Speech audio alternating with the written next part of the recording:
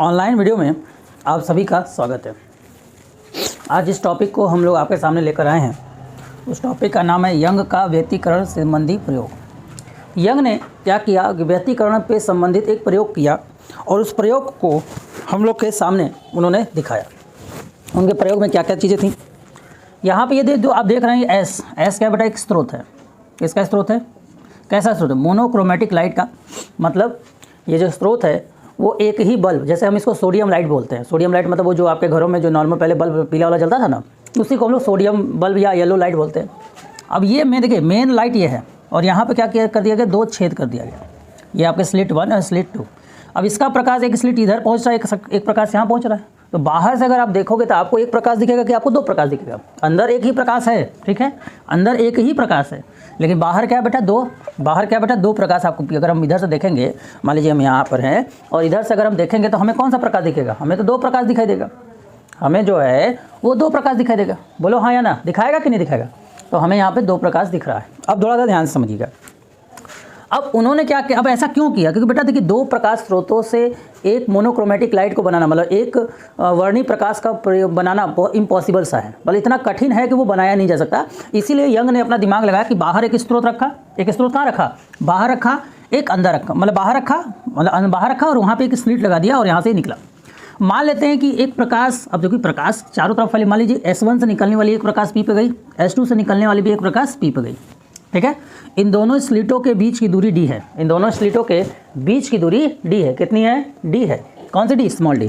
और ये जो स्लिट है और ये जो पर्दा है जिस पर हम ऑब्जर्वेशन ले रहे हैं, इन दोनों के बीच की दूरी कैपिटल D है। अब इसके बीच के बिंदु को O हमने लिया। O से y डिस्टेंस पर, मान लीजिए O से y डिस्टेंस पर ये बिंदु P है। अब चूंकि ये इसके बीच का बिंदु है तो ये इतना जो बिंदु होगा क्या होगा बेटा? d का आधा होगा, d/2। तो सिर्फ इतने हिस्से की अगर हम बात करें तो y - d/2, और ये क्या हो जाएगा बेटा? यहाँ से यहाँ तक तो y लिए ही है और यहाँ से यहाँ तक क्या हो जाएगा बेटा? y + d/2। तो इस पूरे प्रयोग में हमें इसका पाथ डिफरेंस निकालना है। क्या निकालना है बेटा? Path difference. पाथ डिफरेंस की बात करें तो अगर हम यहाँ से ऐसे लाइन ड्रॉ करें तो ये जो डिफरेंस होगा वही इसका क्या होगा बेटा? पाथ डिफरेंट होगा। तो पाथ डिफरेंट की अगर हम बात करें तो यहाँ पर तो S2P में से हमें क्या करना है? सिर्फ S1P को माइनस कर देना है। तो S2P और S1P को अगर हमें माइनस करना होगा तो हमें क्या मिलेगा बेटा? पाथ डिफरेंट इसका मिल जाएगा। बात समझ आ रहा है कि नहीं आ रहा? कि पाथ डिफरेंट मतलब कि इसका पथांतर क्या है? पथांतर क्या है? और यहाँ पर बनने वाली जो फ्रिंज होगी पथांतर पर ही निर्भर करेगा कि वो फ्रिंज कैसी होगी। अब देखिए मेरी बात को समझने का प्रयास करिए। अब S2P है तो S2, अब देखो बेटा S2, अब देखा जाए अगर हम इस त्रिभुज को देखें, S2P के लिए अगर हम देखें त्रिभुज, मैं बात कर रहा हूँ, ये हमारा मेन इक्वेशन है। अगर हम S2P के लिए बात करें तो त्रिभुज कौन सा हमको लेना पड़ेगा? S2P और N। S2PN में अगर हम देखें तो S2 जो P होगा बेटा, S2P का जो स्क्वायर होगा, ध्यान समझिएगा मैं क्या कर रहा हूँ। ये क्या बेटा? एक कण की भूमिका निभा रहा है, तो इसका जो स्क्वायर होगा वो क्या होगा बेटा? PN square mine PN square plus PN square, और इसमें क्या होगा बेटा? S2P का स्क्वायर हो जाएगा, सॉरी S2N का स्क्वायर हो जाएगा। तो ओवरऑल अगर हम बात करें तो S2P का जो वैल्यू होगा वो क्या होगा बेटा? PN का मान कितना हमने लिया है? PN का मान हमारा देखिए कितना बेटा? y + d/2 है। PN देखिए यहाँ P से N तक क्या बेटा? यहाँ पे हम होल ले रहे हैं y + d/2 का होल स्क्वायर, और साथ में इन दोनों के बीच में हमें क्या डिवाइड करना है बेटा? ये S2N का मान क्या है बेटा? d है ना, तो यहाँ पर d का स्क्वायर। चूँकि इस पर रूट लगाना है तो रूट की जगह हम 1/2 लिखे, चाहे रूट लगाए चाहे उसका पावर 1/2 कर दे, क्या फ़र्क पड़ता है? एक ही बात है। इसी तरह यदि हम त्रिभुज S1P और M की बात करें, किसकी बात करें? S1P और M की बात करें तो यहाँ पर सेम प्रोसेस में S1P का जो स्क्वायर होगा वो किसके बराबर होगा? किसके बराबर होगा? सिंपल सी बात है, PM के स्क्वायर के। किसके स्क्वायर के बराबर करेंगे? PM के स्क्वायर के, और प्लस होगा बेटा S1M के स्क्वायर के। होगा कि नहीं होगा? तो PM की वैल्यू देखिए y - d/2 है, तो क्या हो जाएगा? y - d/2 का होल स्क्वायर। हम यहाँ पे S1P निकालने जा रहे हैं तो होल के ब्रैकेट में प्लस क्या हो जाएगा बेटा? हरिओम। और यहाँ से यहाँ तक हम जब जाएंगे S1P में जाएंगे तो यहाँ पे क्या होगा बेटा? d स्क्वायर होगा, और उसके पावर क्या लग जाएगा? 1/2। तो जो हमें चाहिए था S1, तो हमें जो चाहिए था S2P और S1P मिल चुका है। तो हम बोलेंगे पथांतर मतलब डेल्टा की जो वैल्यू है वो क्या है बेटा? अब नीचे लेके जगह थोड़ा कम है वहाँ पे, तो इसकी वैल्यू मतलब यहाँ पे पहले लिख दे रहे हैं S2P - S1P है। S2P की वैल्यू देखिए हम पहले से निकाल कर रखे हुए हैं। क्या निकाल कर रखे हुए हम लोग? तो हम लोगों ने निकाल कर रखा हुआ है y plus d by two का whole square plus d square और होल के पावर 1/2 और माइनस यहाँ पर भी हमने लिखा हुआ है, क्या लिखा हुआ है भाई, y minus d by two का whole square plus d square के पावर 1/2। एक काम करते हैं, इन दोनों में जब ज़बरदस्ती d कॉमन ले लेते हैं। जैसे याद रखिएगा, जैसे a प्लस बी है, तो अगर इसका होल स्क्वायर होता है तो अगर मान लीजिए हम a कॉमन लेते हैं तो a नहीं कॉमन आएगा, a स्क्वायर कॉमन आएगा ना। उसी तरह अगर इसके पावर 1/2 है और यहाँ a स्क्वायर है तो कौन कॉमन आएगा, a स्क्वायर और इंटू 1/2 ये बाहर आएगा, मतलब इसका पावर क्या आएगा, 1 आएगा। कॉमन लेने आता ही होगा आप लोग को पावर का। तो इसमें से अगर हम d कॉमन ले लें तो d निकलेगा, क्योंकि इसमें तो d था नहीं, ज़बरदस्ती कॉमन लिया गया। तो ज़बरदस्ती जब कॉमन लिया गया है तो y plus d by two by D का क्या हो जाएगा, ये होल स्क्वायर हो जाएगा, क्योंकि स्क्वायर निकलेगा। और यहाँ पे क्या हो जाएगा बेटा, +1 हो जाएगा। अब ऐसा क्यों कर रहे हैं बता रहे हैं।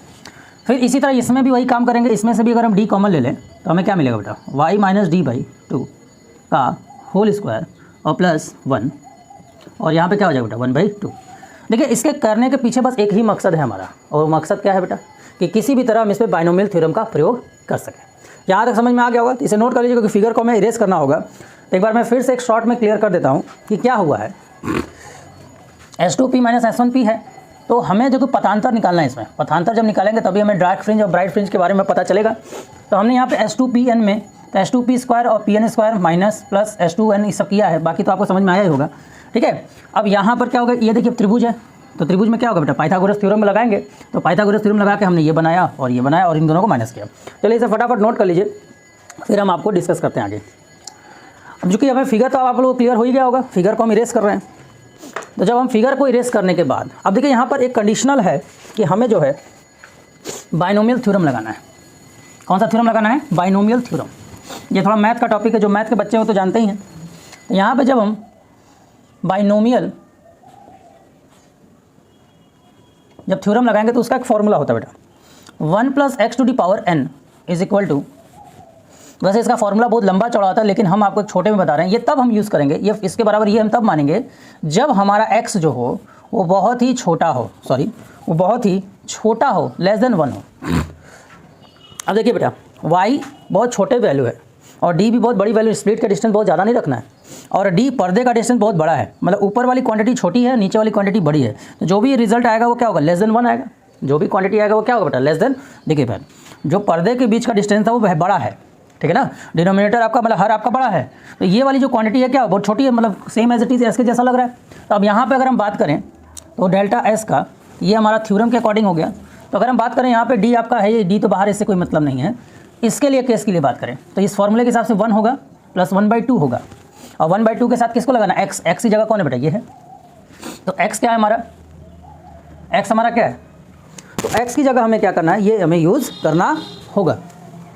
तो x की जगह आप लोग को दिख ही रहा होगा, तो x की जगह हमें क्या यूज़ करना है, तो x की जगह हमारे पास क्या है बेटा, यहाँ पे ब्रैकेट में y plus d by two का एक काम करते, अलग अलग स्क्वायर कर देते, इसका स्क्वायर अलग कर देते, इसका स्क्वायर अलग कर देते, और इसमें से हमको क्या करना है बेटा, माइनस करना है। किसको माइनस करना है बेटा, इस कैपिटल D को, और यहाँ पर भी वही सेम एज इट इज़ हो जाएगा, 1/1 प्लस 1/2, और यहाँ क्या हो जाएगा बेटा, यहाँ पे आपका हो जाएगा, क्या हो जाएगा 1/2, और यहाँ पे क्या हो जाएगा y minus d by two का होल स्क्वायर, और बटे में आपका d स्क्वायर हो जाएगा।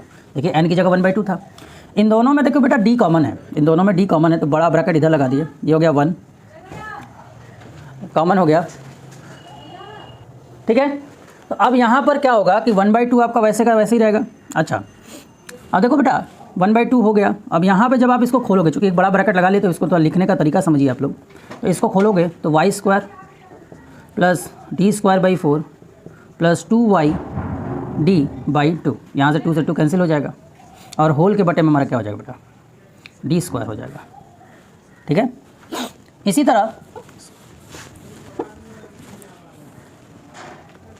इसी तरह इसको भी खोलेंगे आप, तो माइनस डी चूँकि हम निकाल ही चुके हैं, तो यहाँ से माइनस रहेगा, और एक ब्रैकेट हम लोग, एक ब्रैकेट ये वाला नहीं लगेगा, ये वाला लगाते हैं, ठीक है ना। यहाँ पे भी सॉरी, ये यहाँ पे स्मॉल ब्रैकेट, और यहाँ पर ऐसे, वैसे इस पर ब्रैकेट नहीं भी लगाएंगे तो चलेगा। चलिए यहाँ तक हो गया। अब यहाँ पे देखिए, तो यहाँ पर डी चूँकि निकल चुका है बाहर, तो 1 का 1 ही रहेगा, और ये हो जाएगा 1/2, और इसका भी आप खोलोगे तो y स्क्वायर प्लस, ध्यान दो, डी के power 4 sorry D square by 4 और माइनस 2y डी बाई 2, ये आपका हो गया, और होल इसके बटे में डी स्क्वायर हो गया। अब देखो बेटा, अब देखो यहाँ पे ध्यान से देखो, अगर शॉर्ट करके बोर्ड पे जगह कम है तो देखो यहाँ 1 प्लस में और ये माइनस जाएगा तो कट जाएगा, मतलब इस 1 से इस 1 को कटना संभव है। देखो Y square D square by 4 ये सब भी कटना क्या बेटा संभव है कि नहीं है। यहाँ देखो 2 से 2 कट जाएगा। अब ध्यान दो, तो ओवरऑल यहाँ पे डी बचा, ओवरऑल यहाँ पे क्या बचा, डी बचा, और 1/2 का इससे तुम मल्टीप्लाई करोगे तो क्या मिलेगा, इसमें मिलेगा आपको वाई डी बाई 2, और इसमें जब मल्टीप्लाई करोगे तो चूँकि ये माइनस है और इसके बटे में डी स्क्वायर पहले से बैठा हुआ है, इसको ध्यान दो, और यहाँ देखो ये माइनस है, इस माइनस को क्या बना देगा, प्लस बना देगा, तो ये आपका मिल जाएगा प्लस क्या बन जाएगा 1/2, वही सेम चीज़ आएगा वाई डी बाई 2 का बटे में डी स्क्वायर, ये बनेगा। तो ओवरऑल हमारे पास जो डी हुआ, और ये देखो दोनों का एलसीएम सेम है तो ये डी स्क्वायर हो जाएगा, और आधा आधा जुड़कर क्या बन जाता है, 1 बन जाता है। देखो वाई डी बाई 2 मतलब आधा आधा जुड़कर क्या बन जाएगा, 1 बन जाएगा, ये हो जाएगा वाई डी, और यहाँ से एक डी से इस डी को कैंसिल कर दोगे तो अब आपका जो पथांतर आएगा वो क्या होगा बेटा, ये आपका पथांतर जो होगा वाई डी बाई डी के इक्वल आ जाएगा। ठीक है, तो ये बहुत इंपॉर्टेंट चीज़ था जो कि हमने आपको बताया, एक बार इसको अच्छे से देख लीजिएगा, जहाँ भी आपको डाउट हो आप हमसे पूछ सकते हैं, इसे नोट कर लें। जैसा कि आपने देखा कि ये हमने जो है पथांतर की वैल्यू निकाली। अब देखिए जब यंग ने एक्सपेरिमेंट किया था तो उन्होंने देखिए क्या पाया था कि एक जगह आपका क्या था, डार्क था, एक जगह क्या था, उजाला था, फिर डार्क था, ऐसा उन्होंने प्राप्त किया। ठीक है बेटा, तो अब आते हैं कि अगर हमें, तो ये आपने वीडियो को पॉज करके नोट कर ही लिया होगा। अब देखिए, अब हम लोग समझते हैं कि पथांतर कैसा होना चाहिए। जैसा कि आपको पता ही है कि हमने आपको बताया ही था कि 2 तरह के व्यतिकरण होते हैं, एक विनाशी व्यतिकरण होते हैं, एक समपोषी व्यतिकरण होते हैं। तो एक जैसे लोगों का जब मिलन होता है, ध्यान समझिएगा, जब एक जैसे लोगों का मिलन होता है तो समपोषी होता है, जैसे ये और ये मिले। अब जब मान लीजिए कि अगर किसी तरह इसका और इसका विनाशी का मिलन हुआ तो वहाँ क्या होगा बेटा, विनाश होगा, मतलब 2 विपरीत लोग मिलते हैं। तो याद रखना है आपको, एक टॉप लाइन आपको याद रखना है कि आपका ब्राइट फ्रिंज, ब्राइट मतलब उजाला कब बनेगा, तो उजाला के लिए आप याद रखिए कि जो पथांतर होगा, जो उजाले के लिए, किसके लिए, प्रकाश फ्रिंज, प्रकाश फ्रिंज के लिए जो पथांतर होगा वो किसके बराबर होगा बेटा, एन लैम्डा के बराबर होगा। अब पथांतर हम निकाल कर रखे हुए हैं, तो पथांतर की जगह हम लिख देंगे एन लैम्डा बराबर क्या हो जाएगा, वाई डी बटे में कैपिटल डी, क्या हो जाएगा, वाई डी बटे में कैपिटल डी। यहाँ से जो वाई की वैल्यू आएगी, मतलब वाई की वैल्यू वो कितनी आएगी, तो एन लैम्डा डी बटे में डी बराबर हमारा वाई हमें मिल जाएगा। मतलब ये फ्रिंज, मतलब कि ये क्या बता रहेगा कि ये आपका स्लिट है, और स्लिट से जिस पॉइंट पर आपका वाई डिस्टेंस है, मतलब आपको पता चले कि वाई डिस्टेंस पर अगर आपको उस प्रकाश का लैम्डा पता हो, उसका एन पता हो कि कौन से नंबर, मतलब यहाँ से 1 2 3 4 कौन से नंबर पे बन रहा है, कौन से नंबर पे बन रहा है, और आपको ये सब डी पता हो तो आप बता सकते हैं किस बिंदु पर क्या बनेगा। मतलब ये जो वाई बता रहा है कि ये बता रहा है कि यहाँ से इतनी ऊंचाई पर कौन सा फ्रिंज बनेगा, ब्राइट फ्रिंज बनेगा। ठीक है, और यही अगर क्या बोलते हैं, डार्क मतलब जो आपका वो होगा, तो डार्क के लिए जो पथांतर होना चाहिए उसके लिए पथांतर जो होगा वो कितना होगा बेटा, कितना होगा, तो वो आपका होगा बेटा, वो आपका होगा 2n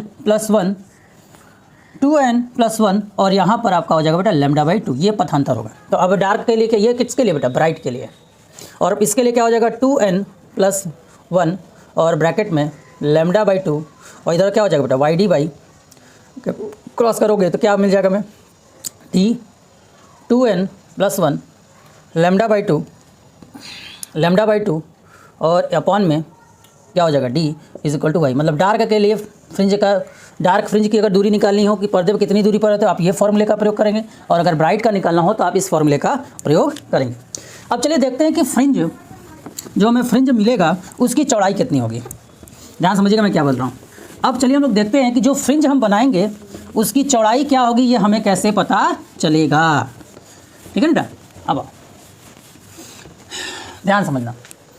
अब यहाँ पर जिस फ्रिंज का आप निर्माण करोगे, अब जैसे मान लीजिए कि ये देखिए, ये ऐसे है, ये अंधेरा है और ये उजाला है, तो इन दोनों के को अगर हम इस इधर के वाई को और इधर के वाई को माइनस कर देंगे तो हमारा काम हो जाएगा। मतलब 2 लगातार प्रकाश फ्रिंजों को माइनस कर दें और 2 लगातार डार्क फ्रिंजों को माइनस कर दें तो हमें पता चल जाएगा उनका जो फ्रिंजों की चौड़ाई कितनी होगी। तो फ्रिंजों की चौड़ाई, तो सबसे पहले प्रकाश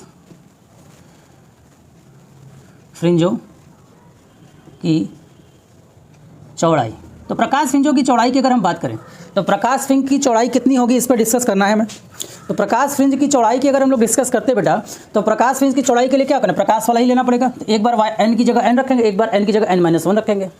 तो हमारा जो yn होगा वो होगा n d lambda by D, और जो yn-1 होगा वहाँ पे क्या करना है, n की जगह n-1 रख देना है, और हो जाएगा d लैम्डा बाई डी। अब अगर हम दोनों को आपस में माइनस कर दें, दोनों क्या कर दें, माइनस कर दो, देखो दोनों में क्या है बेटा, d lambda by D common है, और अंदर क्या बच जाएगा, यहाँ पे n बच जाएगा, यहाँ पे माइनस n-1 बच जाएगा। तो आप देख लीजिए d लैम्डा बाई डी और यहाँ पे n-n+1 हो जाएगा, और यहाँ से n से n कट गया, तो मतलब हमारा क्या मिल गया, d लैम्डा बाई डी। ये हमारा फ्रिंजों की चौड़ाई मिल गई, किसकी फ्रिंज की, प्रकाश फ्रिंज। अब अंधकार का कितना मिलेगा बेटा, अब अंधकार की बात करें तो अंधकार में भी yn हमारे लिए क्या है, ये है। तो यहाँ पे आपका हो जाएगा d 2n-1 अपॉन में d, और ये आपका लैम्डा बाई 2। और इसमें भी वही काम, जैसे कि एक का आगे और एक पीछे को माइनस किया, इसमें भी वही एक आगे एक पीछे को माइनस करिए। तो yn-1 करेंगे आप, तो क्या हो जाएगा d और ब्रैकेट में 2 ब्रैकेट में n-1 + 1, ठीक है, और अपॉन में ये आपका लैम्डा बाई 2 और ये आपका d। अब आपको करना क्या होगा, इन दोनों को माइनस करना होगा। तो अब अगर आप इन दोनों को माइनस करोगे तो आप देख सकते हो इसका भी मान आप देखना, तो d लैम्डा बाई डी ही आएगा। देखिए करके देख लेना। अब चूँकि यहाँ जगह हमें कमी है तो वो लोग मिटा कर दिखा देंगे, चलिए मिटा कर दिखाई देते हैं। तो यहाँ तक ये क्लियर हुआ, इसको हम इरेज करते हैं। चलिए अब इसको मिटाते हैं। देखो दोनों को जब आप माइनस करोगे yn में से, डार्क के लिए बात कर रहे हैं, माइनस करोगे yn-1 को, तो क्या बनेगा, इन दोनों में देखो जेकर जो कॉमन है उसको पहले बाहर कर लो, d बाई डी कॉमन है और लैम्डा बाई 2 कॉमन है, दोनों में कॉमन है। अंदर क्या बच जाएगा, यहाँ पे बच जाएगा 2n+1 और यहाँ बच जाएगा -2 ब्रैकेट में n-1 + 1, ये ना, यही बचेगा ना। चलो आप खोलो, d लैम्डा बाई 2 और यहाँ पे 2n+1 माइनस ब्रैकेट के अंदर क्या हो जाएगा 2n-2 + 1। अब क्या हो जाएगा, d by capital D lambda by 2, अब क्या हो जाएगा 2n। अब इसको खोलोगे तो क्या बन जाएगा, यहाँ देखो बेटा, ये बन जाएगा आपका 2n और ये क्या बन जाएगा +2 -1। तो देखो 2n से 2n कैंसिल, एक मिनट,